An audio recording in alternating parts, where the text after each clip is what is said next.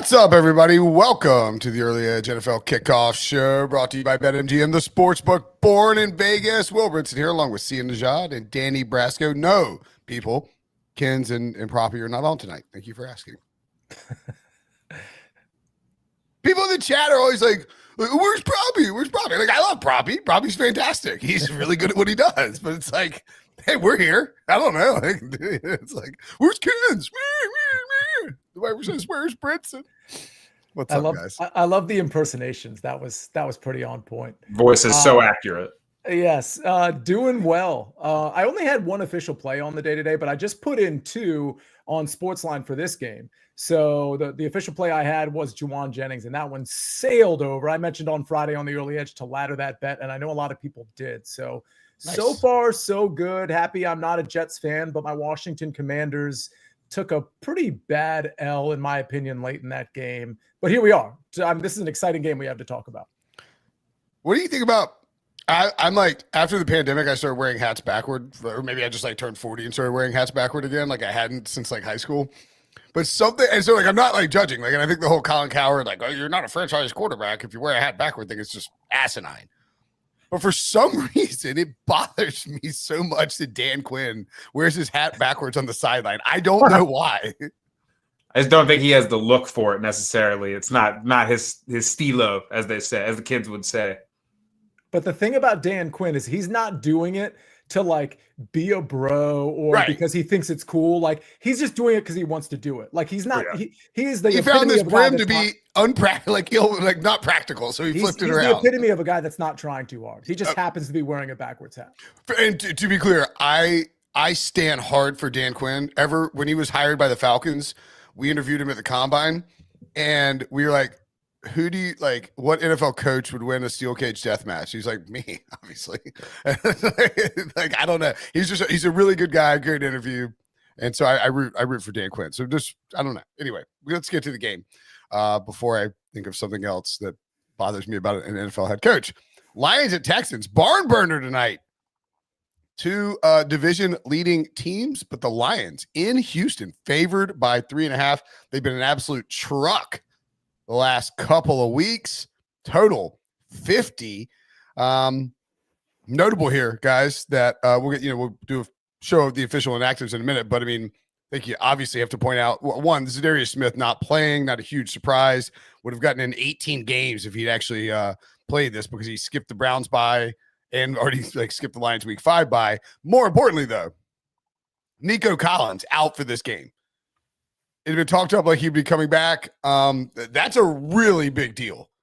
Like if he was going to play, I think we see these receivers who come out and play like Puka in that whatever was a primetime game or Thursday night game, I guess.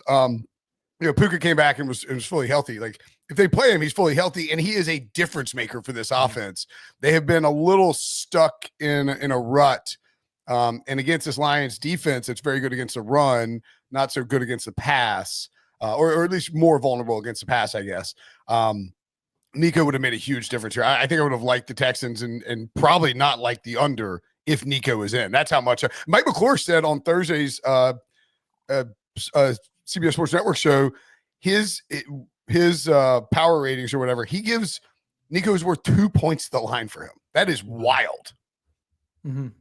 And I think the line was sort of splitting it down the middle in terms of holding at 3.5 for pretty much the whole weekend. I think it was contemplating that 2 point, like, I don't know that they valued it at 2, but if they did, I think it was kind of like splitting the baby, having it at 3.5 as opposed to 3 or 2.5 or 4 or 4.5. And it's interesting to see some books moved immediately from 3.5 to 4, and some like BetMGM held steady.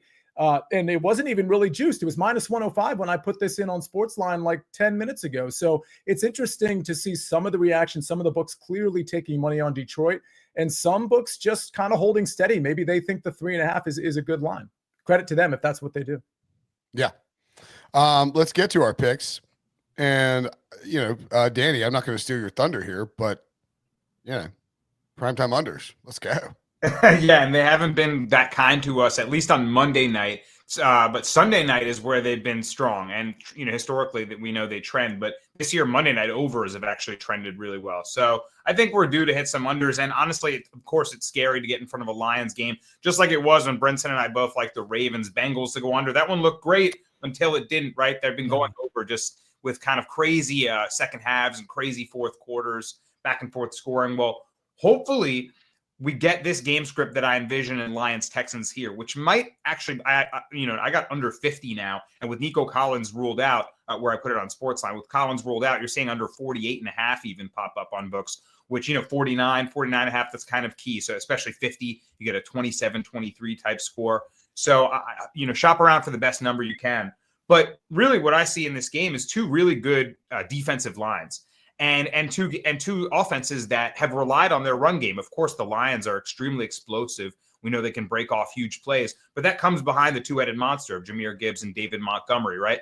The Texans have remained a top 5 unit in defensive DVOA behind a stout defensive line, a well-coached unit behind DeMeco Ryans. They played well. Their defense has actually kept them in it and been the reason that the Texans have the record they do. The offense has struggled without Nico Collins and now without Stephon Diggs. So I like the Texans' defense to keep them hanging in there behind Lassiter and Stingley in the secondary are playing really well. And on the other end, we know that Joe Mixon, they're going to want to give him a heavy dose of Joe Mixon. Lions defensive line can hang tough too behind their D tackles and company. So I expect war in the trenches. And if we're eating a lot of clock, both teams trying to establish the run.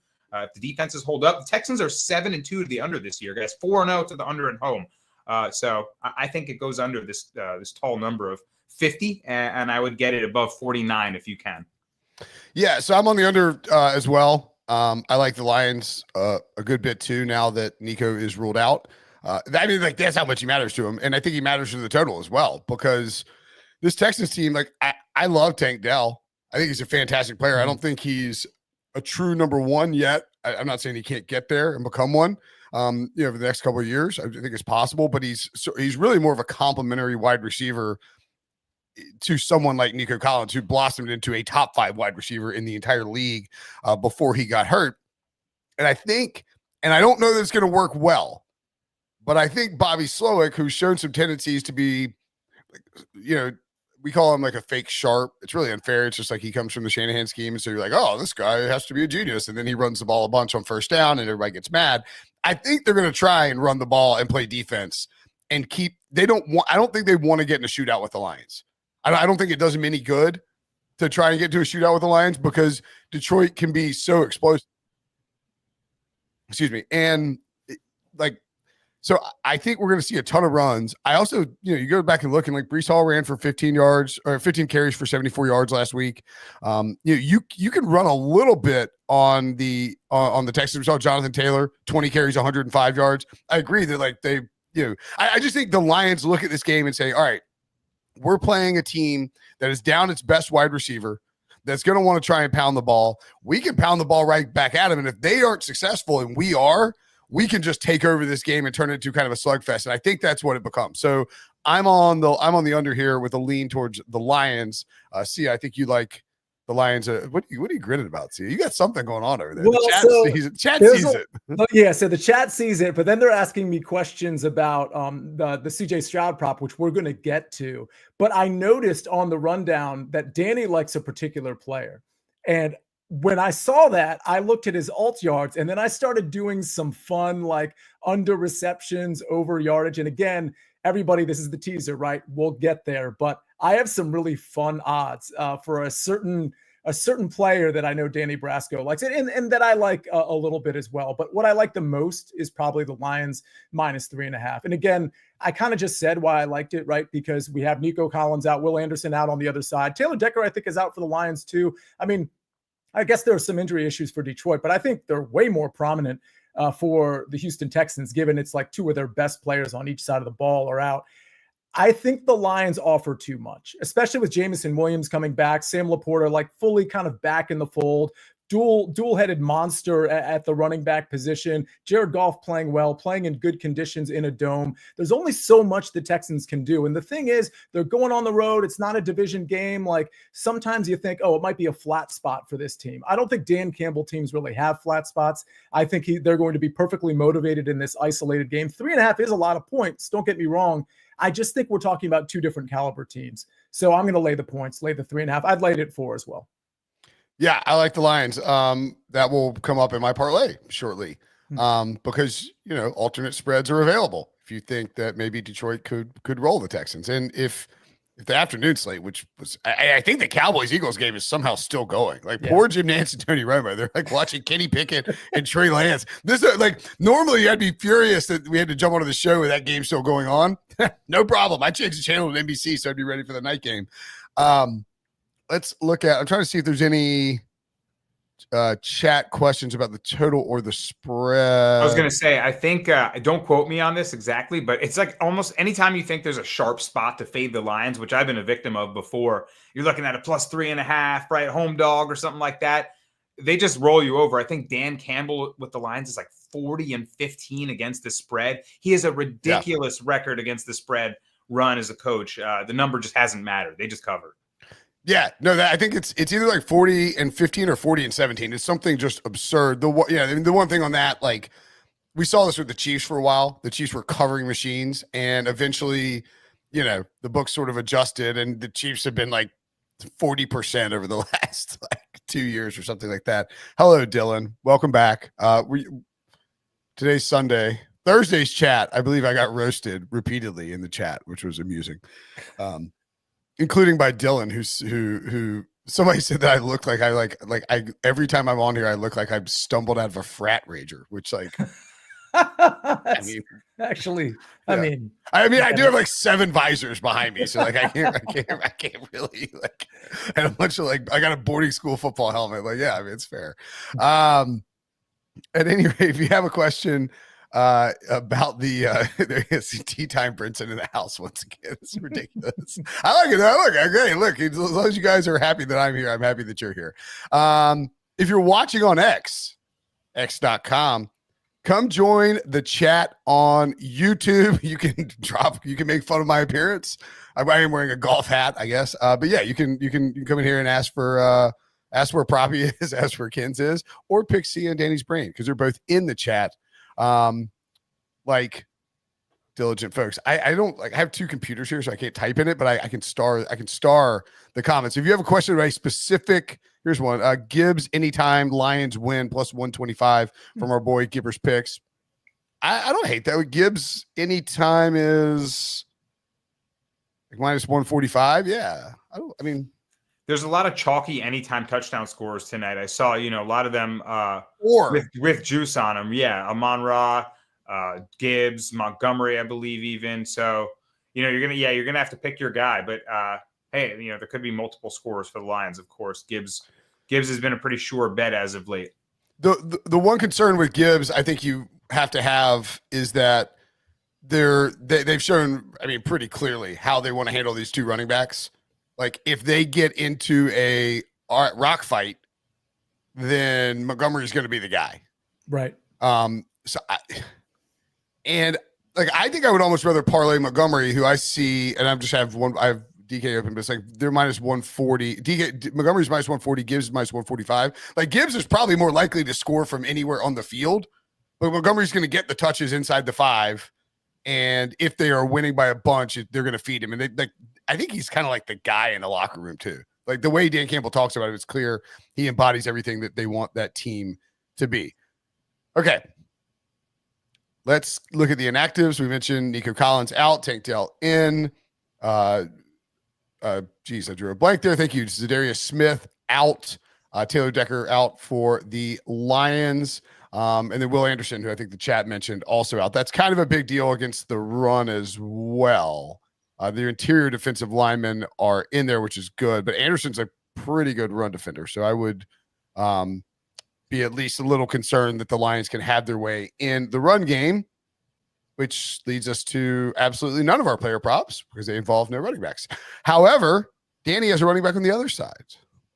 That's right. Yeah, and actually all the talk of the town is going to be on Montgomery and Gibbs for good reason. They've been unstoppable. But not quietly, Joe Mixon has been an absolute workhorse and 4 straight games rattled off 100-plus rush yards. So I'm going to go back to Joe Mixon here, whose rush yard total is at 74.5 here. I'm going to go with the over. Brinson, I remember in a recent show, you were all over him. You were talking about laddering him up, and sure enough, he went for 100-plus in that game.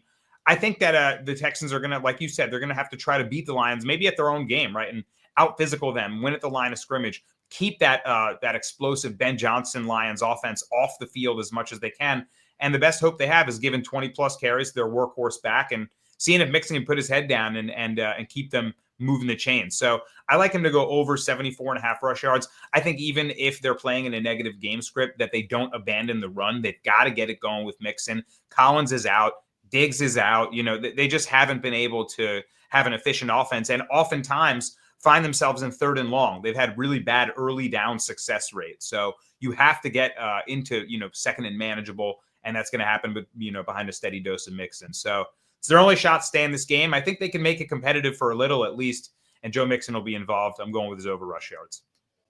Yeah, looking at the last couple of weeks, Aaron Jones in week 7, 14 carries, 93 yards, 6.6 per carry.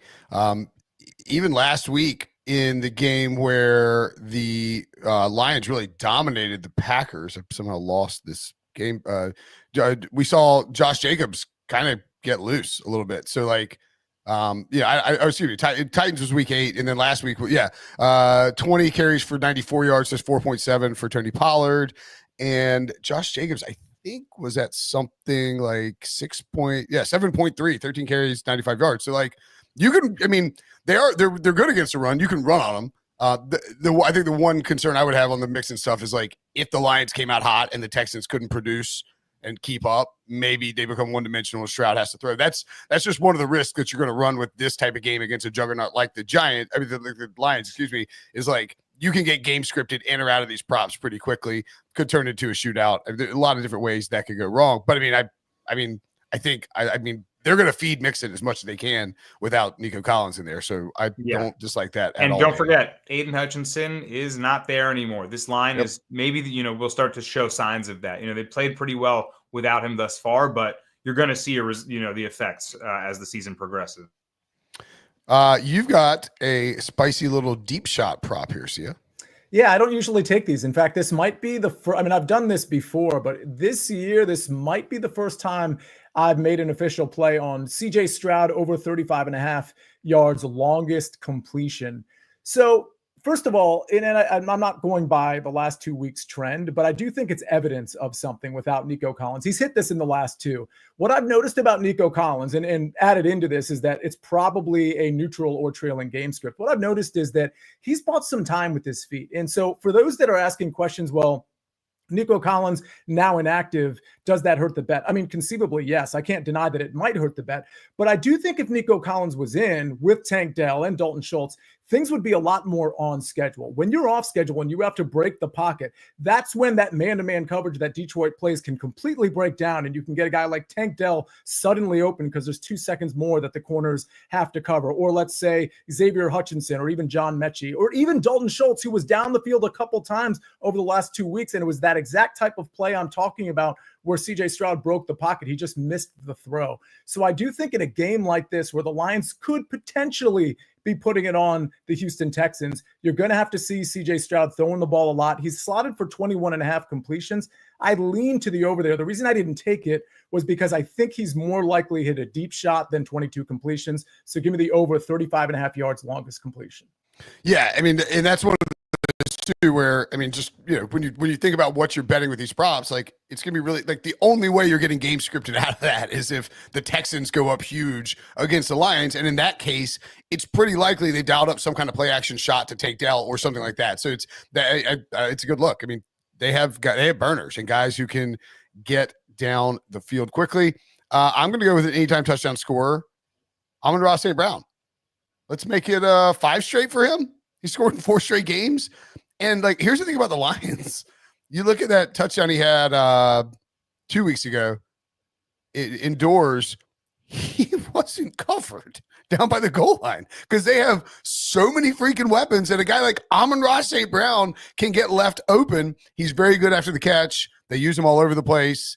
He's just a dynamic player. Now the Texans have good corners, but Amon-Ra St. Brown's one of the 10 best receivers in the league. So if you're giving me plus money on ARSB ATD, I will take it. Prop questions from the chat. We got a bunch of them.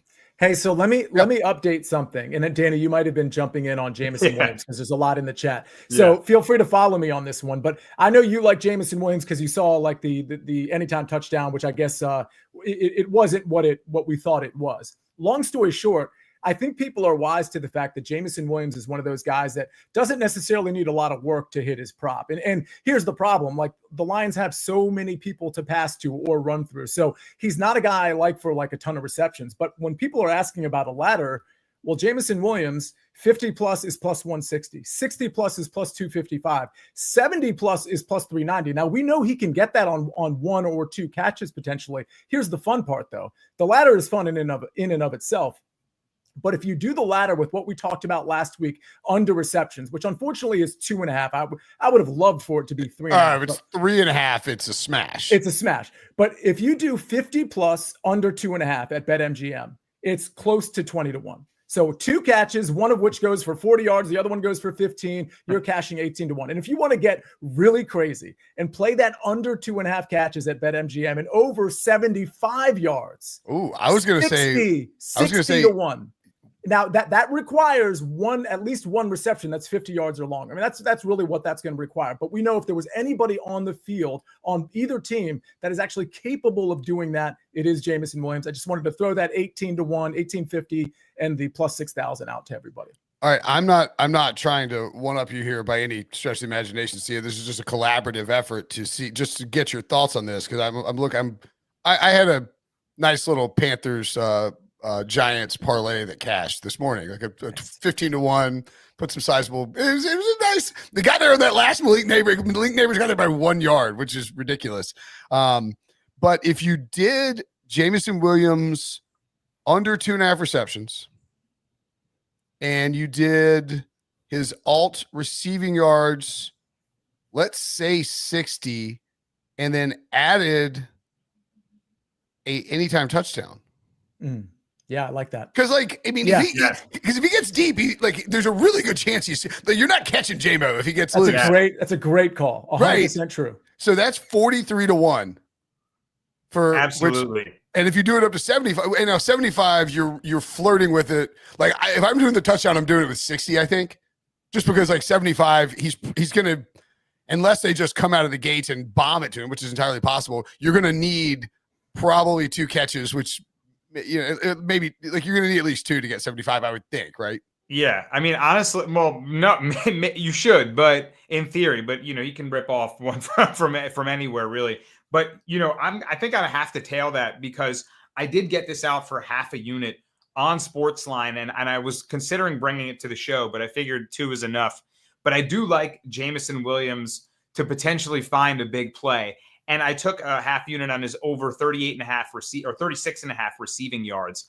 He's a guy that, continually has had off the field issues. He's had, a performance enhancing drug suspension. He had some he has some clarify. It's a different type of performance enhancing drug, but yes, it is a performance enhancing drug that he used. He just didn't use it to enhance his on-field performance. I should have said banned substance. He had the gambling. He had the gambling issues, and then he had some more. Nonetheless, what I was going to say is that Dan Campbell has continued to back him. He continued to 100%. Say, no, this is a good guy. He's got good character. And I think coming back from suspension, maybe they look to get him involved. So I'm just sort of an instinct play, feeling from what they're saying in the media. Jameson really eager to prove himself, not only a good player, but a good person, and maybe gets involved. So I love the idea of a big play here. He's got 3 50-plus yarders on the season. He's got 3 touchdowns. those things go together very nicely. We can get them all in one shot. Get the 43-1. I'm tailing that. Well, I just to back up what you're saying, like one of the big things this offseason was Dan Campbell really, really, really incessantly hyping up Jameson Williams. And when they came out to start the season, they made a legitimately clear point to get him the ball early and often, almost to the point that like it was detrimental to Sam Laporta's production because there was just less balls to go around. And I think Dan Campbell knows, like you got a young player, JMO. Actually, I had him on the podcast like 2 years ago. Great, like good dude. He's had the injury. He had the BS gambling stuff. He shouldn't really have been suspended for because he was like still connected to the Lions Wi-Fi and then the like taking too much Viagra or something like that this past time. The point being is like I think they understand that to win a Super Bowl this year, and they're very much a Super Bowl contender, they need the best version of Jameson Williams as part of that offense. And I think you're right, Danny. I think they will make a concentrated effort to get him involved early in the game with some type of deep shot. He's been really, really good about catching him and real good about finding the end zone with him. So, yeah, we love that. He's a dream for Ben Johnson, right? Ben Johnson having a Jahmyr Gibbs and a Jameson Williams is like, he can do whatever he wants. All right, let's rip through some. Oh, we got playtime, actually, I think. Thoughts on Mixon over or 17.5 rush attempts? I mean, in theory, I like it. Like Brinson said, the only concern is that he gets scripted out of this if they take a big lead and, the Texans are forced to pass. But he's done it in 4 straight games. I think they stick to the game plan if they have any chance here. So if you think it'll be competitive, you think Mixon will be involved. So I kind of like that. Yeah, and I think that even though he could get game scripted out, it's also like my working theory on this game is that the Lions are going to, even if they come out with a few explosive shots, they're going to run the ball too. So I would expect Mixon to get there. Monty, anytime touchdown? Yeah. I mean, the dude is it's Knuckles and Sonic, man. Like they get down. I mean, they're just dynamic combined. Tank Dell over 5.5 catches at plus 125. I like what you said about I don't see him as like an alpha wide receiver 1, right? Like he's so talented, but he's a good gadget player in the slot. He needs I don't see him like playing on the end and being that number 1, target. So I do like Tank Dell tonight, but someone's got to catch the passes, but I'm not as high on him as some other people are. I like the number there though, plus 125. Yeah. I'm actually surprised it's plus 125. And again, this kind of goes with what you think the game script is going to be. I mean, this is also like a live bet opportunity. If somehow the Lions go up 14-3 or something, like you can go ahead and smash Tank Dell overs on maybe guys like Xavier Hutchinson too, who's going to be on the field, even a Dalton Schultz. So I kind of like this number as it stands now, 5.5 at plus 125. I think he does get to 6 catches. With that said, if you wanted to hold off, you could wait to see how the game goes in the first quarter. Yeah, and I mean, worth noting too, like we only have a 1-game sample size against the Jets, but fairly comparable type of defense, I guess, and just in terms of like the corners and what they're going to do. But he got 9 targets, 6 catches for 126 against the Jets. That was the first game without both Nico and Stephon Diggs. Clear, like I think we all thought he might explode when Nico went out. It was really more the Diggs show. So yeah, I think that's a pretty good look. Jahmyr Gibbs and Joe Mixon to each record 10+ rushing yards in each quarter, 25-1. That's some funky math. No. I wouldn't do that because I just think if you get the Lions with a 10-point lead, it's the David Montgomery show and they'll just bowling ball him into the ground. So that would be no worry. Those each quarter bets are so sketchy. At one point in one quarter, whether it's a long drive or what have you, a quick 3 and out, a turnover, somebody ends up getting scripted out, even when it seems like a sure thing. So they are a little sketchy.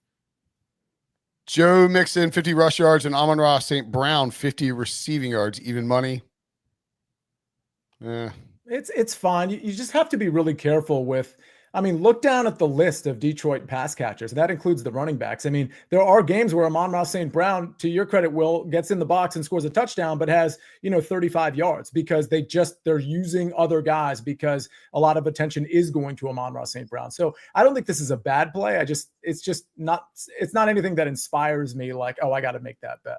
I'd probably prefer his receptions to his receiving yards too, just because he could catch a couple short ones, maybe not break them off. And they're really like, they're a very selfless team and they're coached that way in the sense that Laporta might go for a goose egg and you're not going to hear him complain. Amon-Ra St. Brown, I think, had a goose egg earlier this year and he didn't say a word, right? I mean, it's just that sort of team. So you have to be a little careful how they distribute stuff around. My computer just Laporta's died. giving up his touchdowns to the offensive lineman. So, yeah, he's good to go. Yeah, exactly. Jeff Stenberg. I love Jeff Stenberg. I might have found the easiest bet of our lives. Every week he's got it. Or every show he's got it. Jameson, 80 plus receiving yards plus 475. Hey, you sharing a break. Put him on. Throw him in the StreamYard, man. Like, come on in. Join the party. Welcome to the party, pal. CJ over 15.5 rush yards. Interesting. I'm without looking at, because I guess I could just look at what he's done over the last few games. One thing about CJ Stroud that I really like about him is he keeps his eyes downfield when he breaks the pocket. So I could see him rushing for this, but this is part of the reason I like the longest completion prop, because he's always keeping his eyes downfield, even when he's having to scramble. So it's a no bet for me. But again, watch him break the pocket and make some big plays. He was on the move last week against the Jets. 8 carries for 59 yards. The week prior, 1 for -10. So he can be hit or miss there. But last week it was quite effective, and obviously they were trailing in that one. So you could get some more scrambling. Still low total. JK Nass, CJ Stroud over 31.5. It's 6 up to 33.5, but 31 is where I got it. Well, it means you made a good bet. if it's up to attempts, you like your bet. Like I wouldn't try and hedge that or hit the middle of that with that number. Let's see. Love St. Brown anytime TD played that. I also ladder mix and rush receiving. Yeah, you could do the mix and combo too if you think you're worried about game scripting, because he just stays in there and catches balls. Sia, you prefer the tank did you prefer tank tail receptions? I probably prefer the receptions over the 70.5, because I think they're going to work him all over the field, but that includes the short area. So I would, because that's still plus money. I just looked at it. It's plus anywhere between plus 105 and plus 120 as far as I could see. I would take the over receptions. Yeah. Okay. Over 2.5 passing touchdowns in the game. Goff. Yeah, Goff's been running really hot in terms of his efficiency. Like, I mean, he has six games, like the Lions as a whole, because of David Montgomery threw one of the passes. And I think they actually several trick plays they've connected on all of them, have more touchdowns than incompletions over a 6-game span. That is absolutely ridiculous. So maybe a little regression for Goff, or they run the ball more by the goal line. That'd be the only worry. That's 2.5 seems low though. The whole game. We don't know what the juice is. That's the problem. I was going to say, yeah. It's got to be the odds on that, yeah. CJ over 230 passing. To me, it's a little too game script dependent. If you guys are right about the under, and Danny, if you're right about Joe Mixon getting 18 rush attempts and a handful of yards to reach 80, then I don't think there would be any need for CJ Stroud to go over 230 passing yards. And for the record, the reason I didn't hit the CJ Stroud completions or attempts, which I lean toward, or the passing yards, because I always look at those things, is because there is a scenario where Detroit holds on to the ball a ton in this game, and the Texans just can't do anything about it. So again, there's so many in this particular game. I feel like there's so many different types of game scripts. But that's part of the reason I'm not playing your under, guys, but I get the logic with your under, and it's partly because Detroit can play keep away. Agreed. Steve Losser says Amon-Ra TD parlay with Tank TD is 4-1. That seems too easy. If it seems too easy, it's probably not a great bet. Tank Dell's not an awesome red zone weapon. He's a great receiver, but he's going to have to get it on sort of a longer play. And I think when they get down near the red zone, you'll see CJ Stroud kind of focusing on whether it's Dalton Schultz or maybe Xavier Hutchinson or Joe Mixon. So that would be my concern there. Like you saw him get to nine targets, 6 catches, 126 yards, and no score against the Jets. Thoughts on the Lions boost? I will blindly tell you I don't like the Lions boost. No offense to show sponsor BetMGM. Mixon 85 rushing receiving, Gibbs 75 rushing receiving at plus 185. Not bad, but yeah, the problem with picking a Lions running back rushing yards at least is it's a toss up between the two guys who's going to get the lead of carries. So I like Mixon going over the 85. I don't know if Gibbs gets the 85 though. Montgomery, like Brinson is thinking, could be the featured back tonight. Plus 185 is a fun number. But that would be like a sprinkle bet only. Like I would never put a full unit, or maybe not even a half a unit. But if you wanted to throw like 0.25 units on something, I think, or 0.3, I think that's where that lands. Monty first quarter over 13.5 rush yards, and Tank Dell over 11.5 first quarter receiving yards. I mean, you're just like, yeah, like go for it. I'm not saying it's bad. I'm not saying it's good bet. It's just like it's a first. When we were talking about the rushing yards in every quarter, it's like I can just picture. It's like the Texans are like ambling up to the line of scrimmage with 13 seconds left, and you need 2 yards from Tank Dell. And they're like, I'm just gonna let the clock run out. And first quarter bets they're sweaty, but they're kind of rolling the dice a little bit. I will say this: I don't normally even consider betting bets like this, nor do I ever take them. Literally, I never do. And maybe I should look into them because, again, first quarter, who gets the kickoff? Like, it's all kind of finicky. I mean, I bet on everything, and I don't bet on the first quarter. So, like, however, David Montgomery over 13.5, they're going to try to establish the run. And here's the thing about the Texans. They're not going to just run it early with Joe Mixon like all the time. They know that the Lions know Nico Collins isn't playing in this game. You have to get that defense to be on their heels a little bit.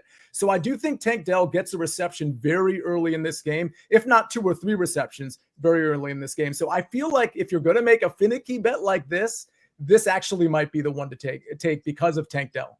All right, I like it. The Sia stamp of approval on a first quarter bet. Man, Sia's like in the back of his head thinking maybe I should bet on first quarter. I know. Good find. When this hits, you're going to start doing it. Under 6.5 St. Brown receptions.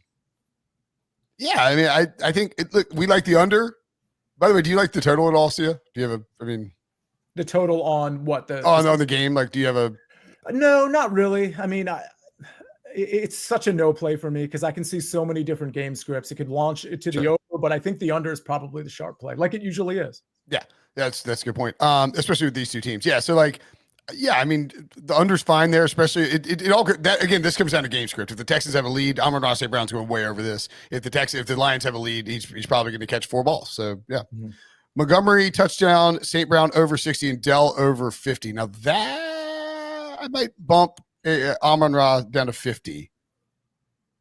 That's kind of the magic number because that's like I think it's like minus 360. So you're probably at like plus 225 or something like that. But 60 might be asking a lot. You've got sort of reverse correlated or inverse correlated things there with the Montgomery touchdown possibly. How about this one, chat? I had a 4-pick anytime touchdown parlay, just a little $20 with a boost on it, plus 2,032 Hurts touchdown, Kittle touchdown, James Cook touchdown, Najee Harris touchdown. Very $20 nice. paid $4.26. That was pretty cool. Random little hitter. So, Danny, we thought you were going to give us an anytime touchdown for this game, and you just celebrated something that nobody else hit except for you. I'm pulling a Brinson. I'm just going to tell you about my random parlays. That again. Like I am who I am. But I feel like you kind of were like looking at like checking out a possible bet for this game. And you're like, oh, my balance is higher than I thought it was, and then you realize you hit it. Is that what happened? Well, I did make that Jameson Williams parlay actually. So kind of with Sia and what you guys were talking about, which is going to be we're looking for 1 or 2 home run plays, and that is all. I took Jameson, and I ended up getting plus 2,660 on it. Jameson Williams, under 2.5 receptions, 50+ receiving yards, and an anytime touchdown. All right. Yeah, I'm on it too. I need to maybe take 52. I took 60. Our boy Wu-Tang Forever hit that massive like 12-team teeter has Jameson, Laporta 50 receiving each, Gibbs anytime touchdown, Texans under 24 points in the Lions money line. The only thing is what I referenced earlier, I think, is that maybe Jameson and Laporta cannibalize each other a little bit. Laporta's been weird to figure out. I see a couple SportsLine analysts also on his under 3.5 receptions I saw. He's had a sophomore slump, as has CJ Stroud. But, yeah, we've seen a sophomore slump from Laporta. Maybe, like you said, just because this team is so unselfish. But he's definitely not been a producer for fantasy owners. So, I don't know, Sia, do you like Laporta to have a game here? Not necessarily. The problem with this, first of all, I love the 45-1. The problem is that the reason Laporta isn't doing well is because Jameson Williams is doing well. And the inverse is true if Laporta has a good game. Now, with all that said, we just talked about how Jameson Williams can do it on 1 or 2 catches and get to that 50 yards. So that's why I don't hate this play, but there's a reason why the odds are so long. And it's mostly because both of those I don't think can fully succeed in a game. But if this ends up being a shootout, I mean, 45 to 1's, it's plausible. Yeah, and we are look, we did the Bengals Ravens game on Thursday, and so, and you know, if like we all kind of like the under, you know, the way that we're going to be discussing the game might be different than what actually happens. Like this game, these two offenses could shoot it out in prime time. I mean, CJ Stroud, like the Lions could score all over the place, and CJ Stroud is elite and he's at home, so entirely possible. Yeah, like I don't hate it. Okay, let's. Oh, I have a parlay. Neat. Hold on, let me hide this comment. Sorry, Wu-Tang. So 4-leg parlay, 10 to 1. Lions -6.5 alternate spread. Amon-Ra St. Brown to get a 75 yards, which again, like, you know, I get it. I said that I like the under. Probably should have gone with David Montgomery rushing yards there. Tank Dell to get 50 receiving yards, and Amon-Ra St. Brown anytime touchdown score, 10 to 1. In my defense, if you don't like it, and I don't love it. I mean, I like it, but like I don't, you know, like point being is like I put this together like right after Nico was pulled, so the props on there were, or Nico was listed as an actor, so the props were a little tough in terms of the Texans stuff. I in terms of the alternate spread, I like that if you like the Lions, because sort of a rule I have is that if I like a -3.5 or -4, say, I'll usually maybe play a quarter unit or half unit on the alternate -6.5, because I think if they can win through the first margin, that they can win through the second margin. That's sort of my logic sometimes. So if that's the case for the Lions tonight, if they can win through that first field goal margin, perhaps they can win by a full touchdown. I'm going to look really quickly and see what David Montgomery, 75 yards plus, if subbing out Amon-Ra St. Brown for David Montgomery here, we'd give you, so like you go Montgomery 75 yards, Lions -6.5, which has come down since the Nico cut. Now it's like +120, which is much lower than I think it was. And then Tank Dell 50 plus receiving yards. That's 7 plus 725. So it's still a decent little number and maybe more correlated. Lions went big. David Montgomery pounding the ball, et cetera, et cetera. Somebody asked, Sia, do you like Lions first half -2.5? Kind of, yeah. I do like that. And I will note that the line is starting to move like we would anticipate. Like at BetMGM, it was 3.5 when this show started. Now it's at 4 at BetMGM. At DraftKings, it's 4.5. So if you want to get if you still want the lines and for some reason you haven't bet it yet, BetMGM is probably your best bet. Sean Rich says, I like the Lions -6.5 plus. Yeah, I mean, that was the first thing I put in that parlay. And then Chief TCG says, I'm putting $100 on that parlay. Let's go. Go get it. I'm now obviously I have to bet it as well. I put it together on MGM. That's why it's like the shell of it. My cash is elsewhere, so I'll be betting it as well. Chief, let's cash it. Tweet me when it hits. We've all had our first touchdown bet called back before, and BetMGM is giving you a second chance with BetMGM's Pro Football Second Chance. Place any first touchdown score bet. If your player didn't score first but scores second, get your entire stake back in cash. No opt-in required. Here's how it works. Place a pregame straight first touchdown score bet in any NFL game. If your player scores the first touchdown in the game, you'll win your wager as normal. If your player scores the second touchdown in the game, you'll get your stake back in cash. It's that simple. Log into BetMGM for more details. Now let's get to our first touchdown scorer bets. The graphic, Harry, please. Harry, I regret to inform you. Oh, that's right. That you were missing something from this graphic, and that would be a diamond. That would be a diamond of my name. It's okay. It happened on Monday with Rashad White. But anyway, I got to go first. Xavier Hutchinson, 22 to 1. I like both of y'all's bets better, but Xavier Hutchinson, I think, rotates in enough where, like, if the Lions are shifting the defense to stop Joe Mixon and limit Tank Dell, one of these other guys, whether it's John Mechie or Xavier Hutchinson, can get loose. CJ Stroud throws it. Lions are stacking the box in the red zone, and we come away with a Texans touchdown early in the game. Oh, Harry, look at the speed of that. Thank you, sir. Sia, you were on another Texans receiver as well, again, who I like better. How soon we forget Will Brinson. I was also on Rashad White. I also should have a gem. Oh, you should. Oh, yeah, that's right. I tweeted at you. What am I doing? I'm sorry. Sia needs a diamond too, Harry. My apologies, Sia.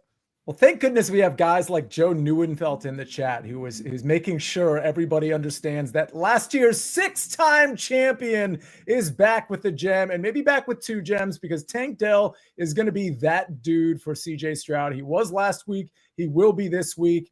And honestly, I think first of all, I don't even like taking the Lions side because there's such a portfolio of people that you could potentially have as a first touchdown scorer. With the Texans, yes, it's Joe Mixon. He's not eligible for this pick because he's shorter than plus 1,000. And outside of Tank Dell, it's basically Dalton Schultz and then a bunch of receivers most people don't know the names of. So give me Tank Dell plus 1,100 at home as your first touchdown scorer.